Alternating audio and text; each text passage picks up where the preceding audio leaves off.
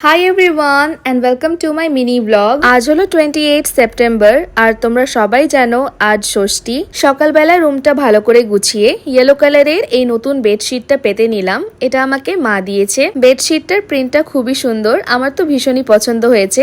দেন স্নান করে রেডি হয়ে নিলাম। আজ পরেছি অফ হোয়াইট সাথে লাল পাড় দেওয়া এই গরদের শাড়িটা। কেমন লাগছে আমাকে দেখতে তোমরা কমেন্টে জানিও। আমার শ্বশুর বাড়ির পাশেই নতুন দুর্গা মন্দির তৈরি হয়েছে, সেই মন্দিরে আজ উদ্বোধনের অনুষ্ঠান আয়োজন করা হয়েছে, তাই রেডি হয়ে সেখানে চলে এলাম। আর এই মন্দির থেকে ঘরযাত্রা বের করা হবে, তাই অনেকেই সেই যাত্রায় যোগদান দেওয়ার জন্য এসেছেন। মাথায় ঘট নিয়ে সব মা বোনেরা বেরিয়ে পড়েছেন।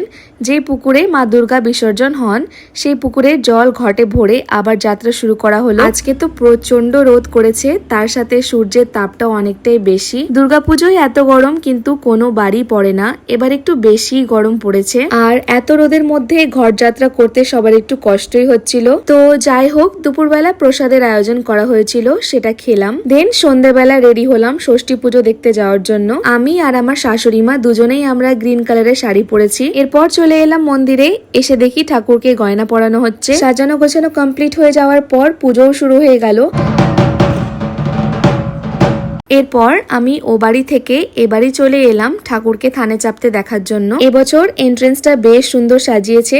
দেন মাকে থানে চাপানো হলো। প্রতিবারের মতো এবারও মার প্রতিমা অপূর্ব সুন্দর হয়েছে। এরপর আমি আর সুরজিৎ বাড়ি চলে এলাম। আজ যেহেতু এশিয়া কাপের ফাইনাল ম্যাচ ছিল, সেটা দেখে আজকে দিনটা শেষ করলাম। তো ব্লগটা এই পর্যন্তই, দেখা হবে নেক্সট কোনো ভিডিওতে।